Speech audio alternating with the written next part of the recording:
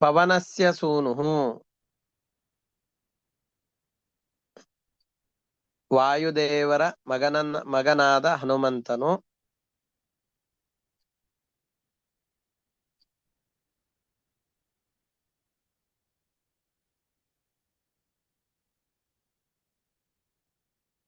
ಅರ್ಣವಂ ಸಮುದ್ರವನ್ನು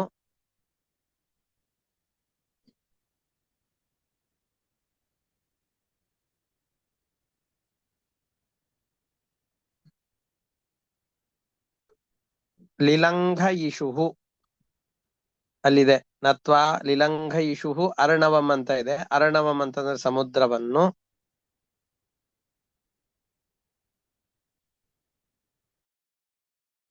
ಲಿಲಂಘಯಿಷುಃ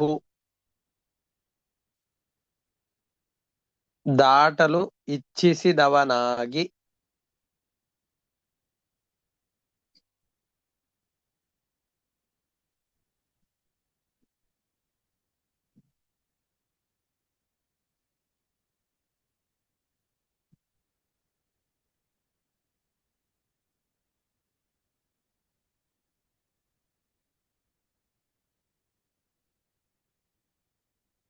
ತಂ ತಂ ಗಿರಿವರಂ ಅಂತ ಇದೆ, ಅಲ್ಲಿ ತಂ ಗಿರಿವರಂ ಪರ್ವತ ಶ್ರೇಷ್ಠವಾದ ಮಹೇಂದ್ರ ಪರ್ವತವನ್ನು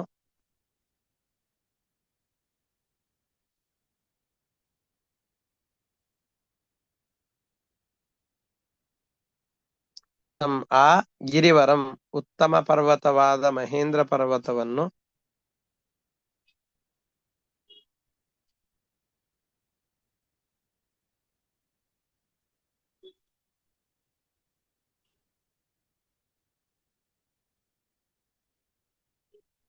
ನಿಷ್ಪೀಡ್ಯ ಮೆಟ್ಟಿ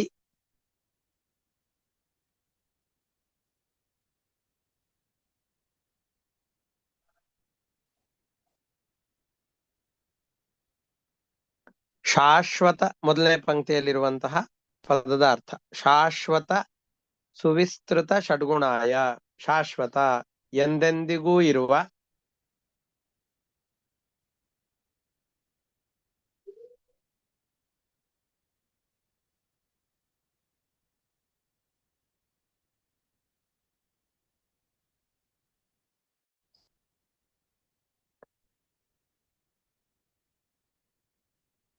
ಸುವಿಸ್ತೃತ ನಿರವಧಿಕವಾದ ಅಪರಿಮಿತವಾದ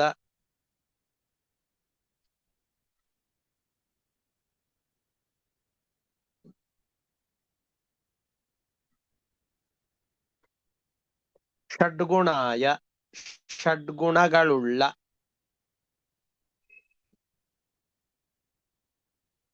ಶಾಶ್ವತ ನಿತ್ಯವಾದ ಎಂದೆಂದಿಗೂ ಇರುವ ಸುವಿಸ್ತೃತ ಅಪರಿಮಿತವಾದ ಷಡ್ಗುಣಾಯ ಷಡ್ಗುಣಗಳುಳ್ಳ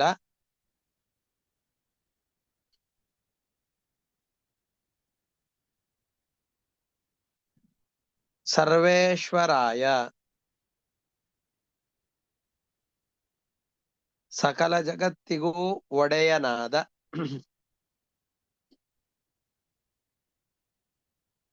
ಸಕಲ ಜಗತ್ತಿಗೂ ಒಡೆಯನಾದ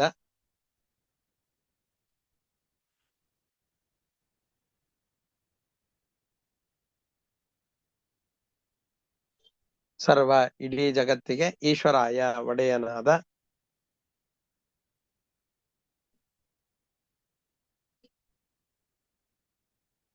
ಬಲವೀರ್ಯ ಮಹಾರ್ಣವಾಯ ಬಲವು ವೀರ್ಯ ಪರಾಕ್ರಮಗಳು ಇವುಗಳಿಂದ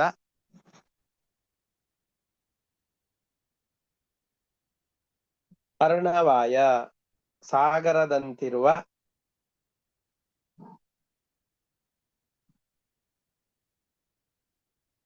ಬಲವೀರ್ಯ ಮಹಾರ್ಣವಾಯ ಬಲವು ವೀರ್ಯ ಪರಾಕ್ರಮವು ಇವುಗಳಿಂದ ಅರ್ಣವಾಯ ಸಾಗರದಂತಿರುವ ರಾಮಾಯ ರಾಮನಿಗೆ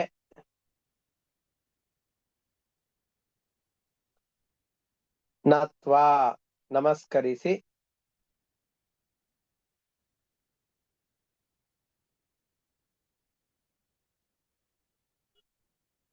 ಉತ್ಪಪಾತ ಆಕಾಶಕ್ಕೆ ಹಾರಿದನು ಅಂತ.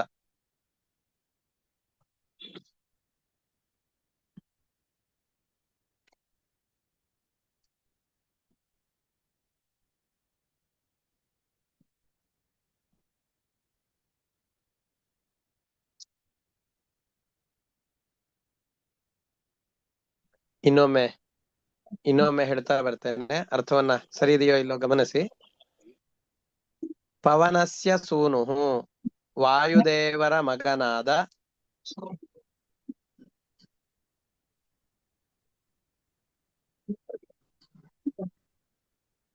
ಹನುಮಂತನು ಅರ್ಣವಂ ಸಮುದ್ರವನ್ನು ಲಿಲಂಘಯಿಷು ಹಾರಲು ಇಚ್ಛಿಸಿದವನಾಗಿ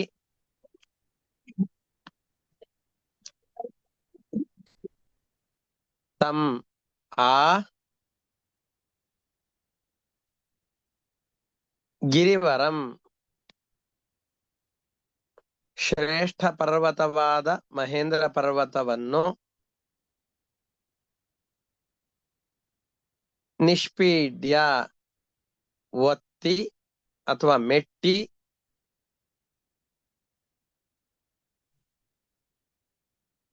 ಸುವಿಸ್ತೃತ ಷಡ್ಗುಣಾಯ ಶಾಶ್ವತ ಸುವಿಸ್ತೃತ ಷಡ್ಗುಣಾಯ ಶಾಶ್ವತ ನಿತ್ಯವಾಗಿಯೂ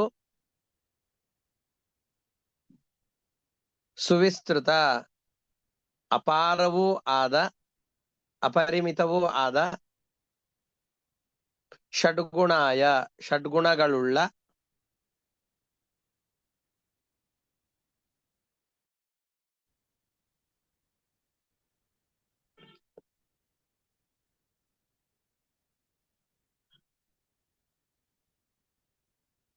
ಸರ್ವೇಶ್ವರಾಯ ಸಕಲ ಜಗತ್ತಿಗೂ ಒಡೆಯನಾದ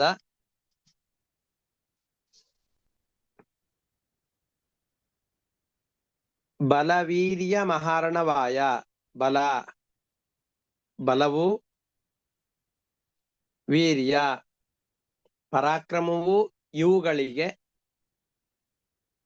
ಅರ್ಣವಾಯ ಸಾಗರದಂತಿರುವ ಅಂದ್ರೆ ಅಪಾರವಾದ ಬಲ ಅಪಾರವಾದ ಪರಾಕ್ರಮ ಉಳ್ಳ ಅಂತ ಅರ್ಥ ಒಟ್ಟಾರೆಯಾಗಿ. ರಾಮಾಯ ರಾಮನಿಗೆ ನತ್ವಾ ನಮಸ್ಕರಿಸಿ ಉತ್ಪಪಾತ ಹಾರಿದನು.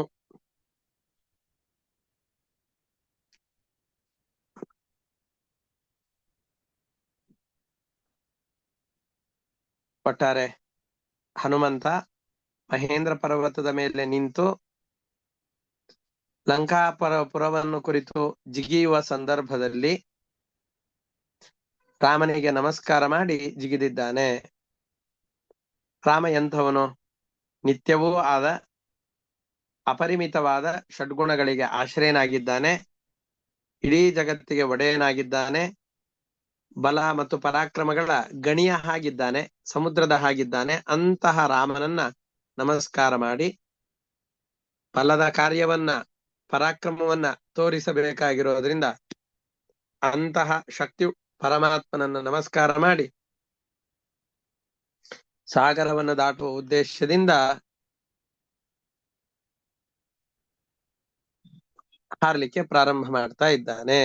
ಇದು ಒಟ್ಟಾರೆ ಅಭಿಪ್ರಾಯ. ಇದು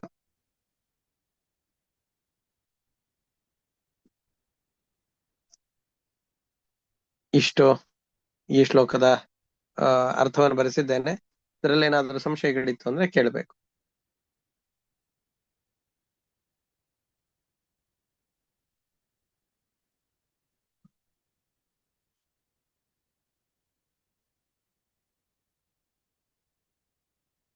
ಗುರುಗಳೇ, ಒಂದ್ ಪ್ರಶ್ನೆ ಇತ್ತು. ಹೇಳಿ ಅಮ್ಮ. ಅಂದ್ರೆ ಇದು ಕರೆಕ್ಟ್ ಹೋದಲ್ಲೋ ಗೊತ್ತಿಲ್ಲ ಕೇಳೋದು. ಇದು ನಾವು ಅನ್ನೋದು ಮಾಧವರ ಅನ್ನೋದು ಹನುಮಂತ ವಾಯುದೇವರ ಅವತಾರ ಅಂತ ಹೇಳಿ. ಹೌದು ಬಟ್ ಈ ಈ ಬೇರೆಯವರೆಲ್ಲ ಶಿವನ ಅವತಾರ ಅಂತಾರೆ. ಮತ್ತೆ ಅದೇನದು ಕನ್ಫ್ಯೂಷನ್ ಇದೆ ಅದಕ್ಕೆ. ಹೌದು, ಅಲ್ಲಿ ರಾಮಾಯಣದಲ್ಲಿ ಕೆಲವೊಂದಿಷ್ಟು ಶ್ಲೋಕಗಳು ಮೇಲ್ನೋಟಕ್ಕೆ ಆ ರೀತಿಯಾಗಿ ಕಾಣಿಸುತ್ತೆ. ಹಾ ರುದ್ರದೇವರ ಅನುಗ್ರಹದಿಂದ ಹುಟ್ಟಿದವನು ಅಂತ. ಹಾ ಅದಕ್ಕೆ ಅವರೆಲ್ಲ ಆ ತರ ತಿಳಿದುಕೊಂಡು ಬಿಟ್ಟಿದ್ದಾರೆ. ಆದ್ರೆ ನಮ್ಮ ಭಾಗದಲ್ಲಂತೂ ಹಾ ವಾಯುಪುತ್ರ ಅನ್ನೋದಂತೂ ಪ್ರಸಿದ್ಧವಾಗಿದ್ದೇ ಇದೆ ಹನುಮಂತನಿಗೆ. ಹೌದು ಹೌದು, ಅದರಿಂದ ವಾಯುಪುತ್ರ ಅದೇ ವಾಯುದೇವರು ಅಂತಾರೆ. ವಾಯುಪುತ್ರ ಇದ್ದಾನೆ, ಬಟ್ ಅವತಾರ ಶಿವಂದು ಅಂತಾರ ಅವರು.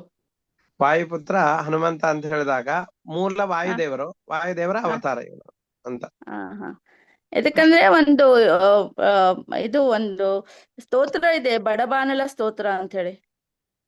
ಹೌದು ಅದ್ರಲ್ಲಿ ಅದ್ ರುದ್ರಾವತಾರ ಅಂತ ಹೇಳಿನೇ ಅದು ವಿಭೀಷಣ ಬರ್ದಿದ್ದು, ವಿಭೀಷಣ ಕೃತ ಅಂತ ಬರುತ್ತೆ. ಸೊ ಅದ್ರಲ್ಲಿ ರುದ್ರಾವತಾರ ಅಂತ ಹೇಳಿ ಇದೆ ಆ ಇಲ್ಲ, ಸ್ತೋತ್ರದಲ್ಲಿ. ಅದು ಪ್ರಕ್ಷಿಪ್ತವಾದದ್ದು, ಮಧ್ಯದಲ್ಲಿ ಯಾರೋ ತಂದಿದ್ದದು ಅದೊಂದು. ಮತ್ತೆ ನೀವು ಇದ್ರದ್ದು ಹನುಮಾನ್ ಚಾಲೀಸ ನೋಡಿದ್ರಿ ಅಂತಂದ್ರೆ ತುಳಸಿದಾಸರದ್ರಲ್ಲೂ ಕೂಡ ಹಾ ಹನುಮಂತನ ರುದ್ರದೇವರ ಅವತಾರ ಅಂತಾನೆ ಇದೆ ಅದರಲ್ಲೂ. ಶಂಕರ ಸುವನ ಕೇಸರಿ ನಂದನ ಅಂತ ಹಾ ಹೇಳ್ತಾರೆ. ಹಾ ಹಾ ಅದಕ್ಕೆ ಅಚ್ಚಾ, ಹಂಗಾಗಿ ಅಂದ್ರೆ ಹಾ ಅದೇ ಸ್ವಲ್ಪ ಕನ್ಫ್ಯೂಷನ್ ಇದೆ. ನಾವ್ ಏನು ಕರೆಕ್ಟ್ ತಗೋಬೇಕು, ಏನ್ ತಗೋಬೇಕು ಗೊತ್ತಾಗ್ತಾನೆ ಇಲ್ಲ. ಇದು ತಗೋಬೇಕಾ ಅದು ತಗೋಬೇಕಾ ಅಂತ ಹೇಳಿ. ಇದು ಸ್ಪಷ್ಟವಾಗಿ ಇದ್ರಲ್ಲಂತೂ ತುಂಬಾ ಪ್ರಮಾಣಗಳನ್ನು ಕೊಟ್ಟಿದ್ದಾರೆ. ಮುಂದೆನೂ ಅದು ಬರುತ್ತೆ. ಅಚ್ಚಾ, ಹಾಗಾಗಿ ಇದ್ರಲ್ಲಿ ಸುಂದರಕಾಂಡದಲ್ಲಿ ಬರುತ್ತಾ? ಹೌದು, ತುಂಬಾ ಬರುತ್ತೆ. ಸರಿ ಸರಿ ಗುರುಗಳೇ, ಸರಿ, ನಮಸ್ಕಾರ, ಥ್ಯಾಂಕ್ ಯು. ನಮಸ್ಕಾರ ನಮಸ್ಕಾರ. ಅದೇ